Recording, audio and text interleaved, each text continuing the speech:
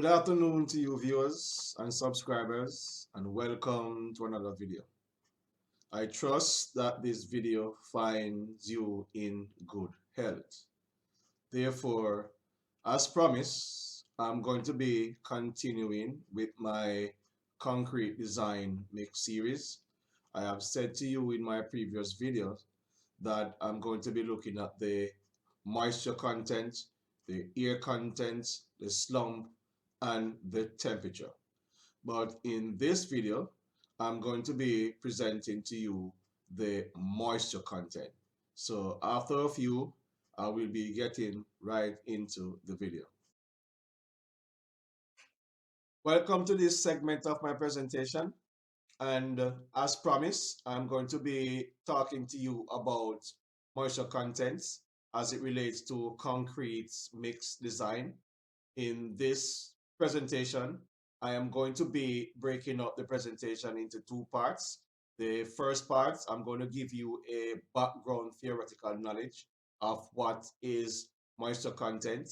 And in the second half of my presentation, I'm going to be going over a sample calculation as it relates to the adjustment in terms of the weights of aggregates to accommodate for the increase or the decrease in water based on the absorption of the water in your aggregate.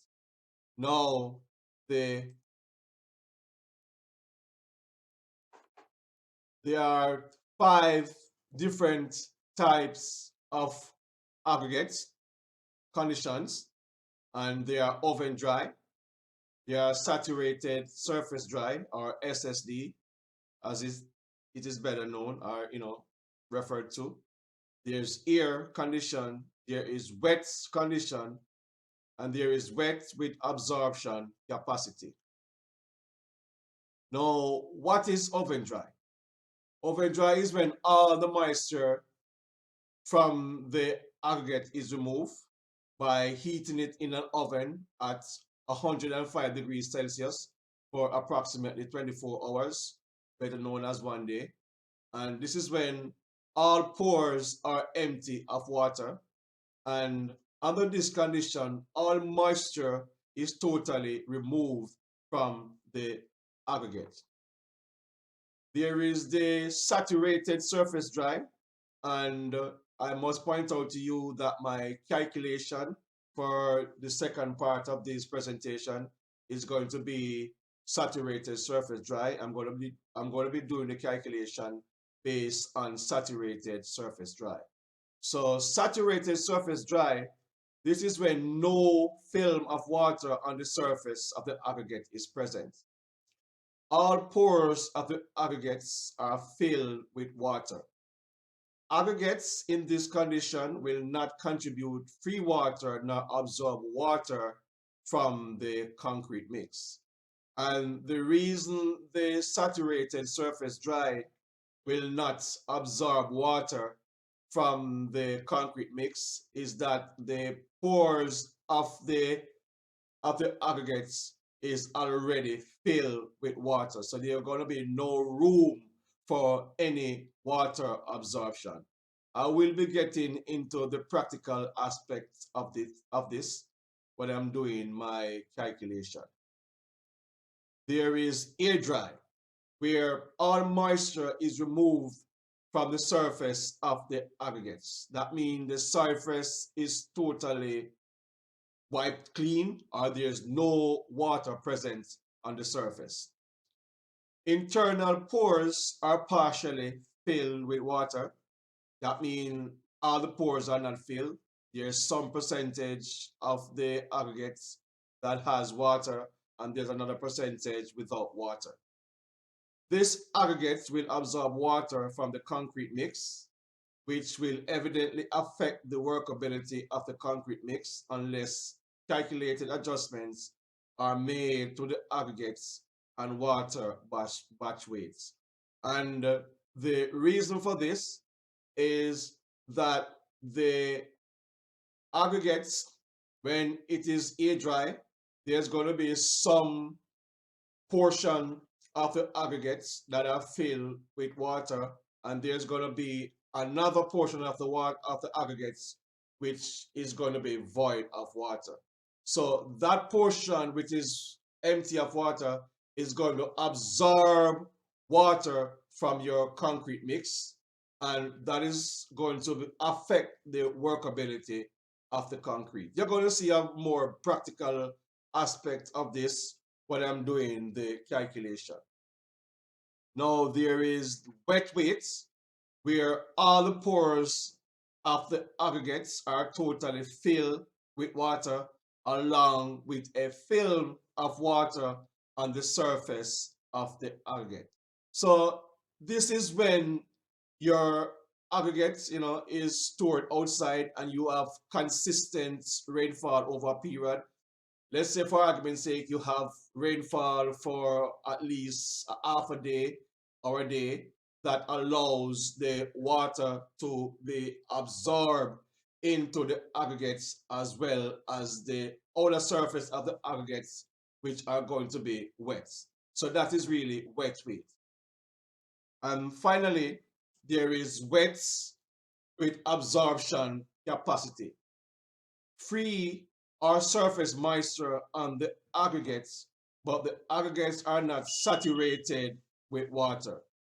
In this case, occurs when there is a sudden rainfall on the aggregates, and in this situation, some of the pores will be free from moisture and other are saturated, which free or surface moisture on the aggregates. In other words, if you have a sudden rainfall, that means the suddenness of the rainfall is not going to last for a long period and allow the aggregates to absorb water. So you're going to have some portion with water, and you're going to have the external parts of the aggregate which is filled with water.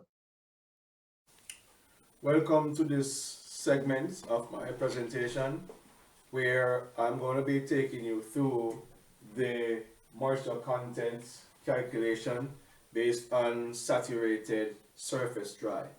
But before I get into the actual calculation for the moisture content, I'm going to be giving you a practical explanation of what is saturated surface dry.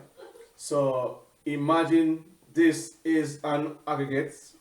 This is a coarse aggregate which we are going to be using in our concrete mix. So the saturated surface dry, it simply means that the outer surface of the aggregate is dry, while the inner portion of the aggregate is wet. Because the aggregate is porous, it has a lot of pores, and it is going to absorb water when the water is poured into your concrete mix. So because of that water absorption by the coarse and fine aggregate is going to reduce the amount of water that is calculated to go into the mix design. And as we calculated before, the weight of water to mix this 1 meter cube of concrete was 185 pounds. Now we're going to be using the quantities that we have calculated previously in our concrete mix for the 1 meter cube of concrete. And if you go back to my last video, you will definitely see that the cement that we work out was 0.14 meter cube, and we worked that out to come up to 5 bags. And the aggregate, which is the sand, the fine aggregate, works out to be 0.29 meter cube. The coarse aggregate works out to be 0.57 meter cube, and the weight of water works out to be 185 pounds. Now, in order to work out the moisture contents, we have to bring all these quantities to pounds, since our water is measured in pounds. So if we should bring this cement to pounds, remember previously I've stated to you that the density or the weight of cement is 1,440 kilograms per meter cube. So you times this 1440 by 0.14, and the result was 201.6 kilograms, and that 201.6 kilograms was rounded up to 202 kilograms. Now we know that 1 kilogram is equivalent to 2.2 pounds. So we times this 202 kilograms by 2.2 pounds, and the result of that is 444 pounds. So this 0.14 meter cube, the weight of that is 444 pounds. Now we do the same thing for our fine aggregate. On our fine aggregates, the quantity was 0.29 meter cube, and we times that by the density of fine aggregate, which is 1,442 kilograms per meter cube.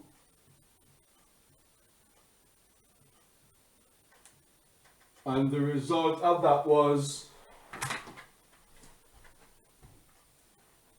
the result of that is 0.29 times 1442 equals to 418.8 kilograms. 418.18 kilograms, right? And we times that by 2.2, so it's 2.2 times 418.18 kilogram.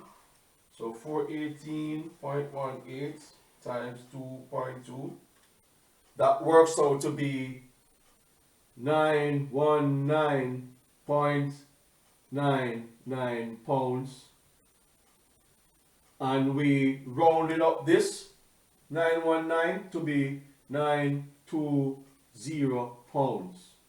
So we know that the fine aggregates, which is your sand, weighs 920 pounds. We do the same thing for our coarse aggregates or crushed stones, and the volume of that was 0.57 meter cube times the density of coarse aggregates or crushed stones, which is 2,082 kilograms per meter cube. I don't know, at times you might be wondering how I ended up with kilograms as my end result. It's just that this is kilograms per meter cube and this is meter cube, so we have meter cube cancel meter cube and we are left with kilograms. So we have 0.57 times 2082, and that works out to be 1,186.74 times 2.2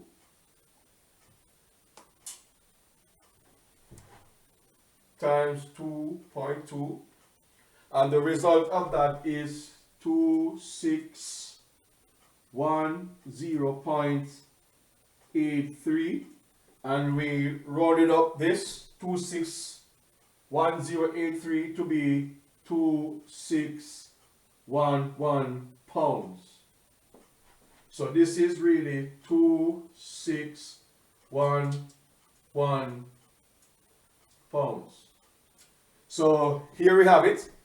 We have all of our quantities, our cement, our fine aggregate, our coarse aggregate, and our water, all in pounds. So the cement is 444 pounds. The sand is 920 pounds.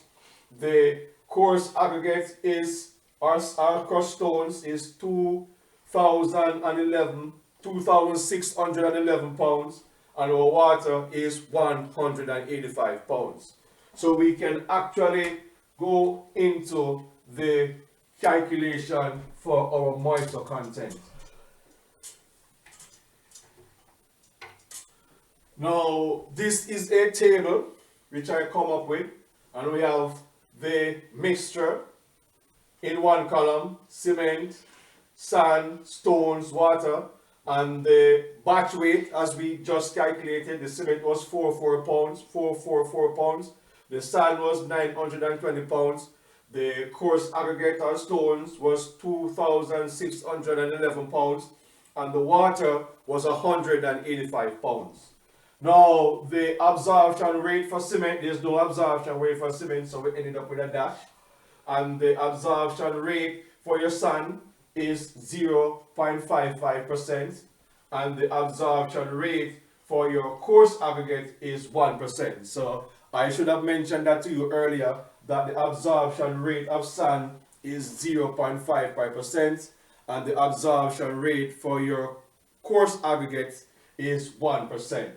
So there's no water absorption for water, as you know already. So when you find 0.55% of 920, the results will be 5.06 pounds. So it is 920 by 0.55%, and that works out to be 5.06 pounds. And we do the same thing for our stones. Our stones was 2611, so we times that by 1%, or 0.01, and the result was 26.11 pounds. So what we have essentially done by doing that calculation, we deduct the amount of water absorption from our sand, and that works out to be 5.06 pounds. We work out our water absorption or our moisture absorption from our coarse aggregate, and that works out to be 26.11 pounds. So when we total 5.06 and 26.11, the total amount of moisture absorption by our sand and by our stones, it totals up to 31.17 pounds, right? So we now have to adjust our sand and our stones based on the water absorption. So when you subtract 5.06 from 920, that has a remainder of 914.94 pounds. We do the same thing for our coarse aggregate. We subtract this 26.11 from 2611, and the remainder is 24.89 pounds. So what we have essentially done is just to subtract the amount of water absorption from the coarse and fine aggregates, and we know it's going to adjust the water based on that. So because we have taken out the water from the sand and the stones, we now have to add this 31.17 to our water, which is 185 pounds. So when we add 185 plus 31.17, the result of that is 216.17. So in this column, this was the original batch quantities, right? And in our last column, this is the adjusted quantities based on our water absorption deduction. So when you total when you total this column, our initial batch weight as against our corrected batch weight, the result's supposed to be the same. So if you total 444 plus 920 plus 2611 plus 185, the result is 4160 pounds. So the entire batch weight for the initial was 4,160 pounds.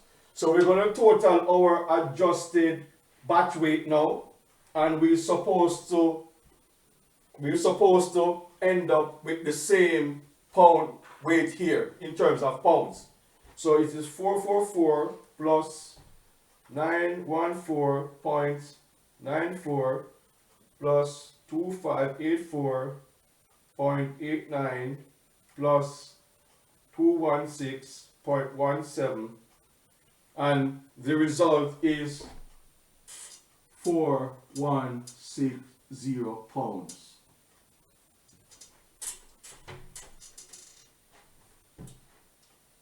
So you can see that these two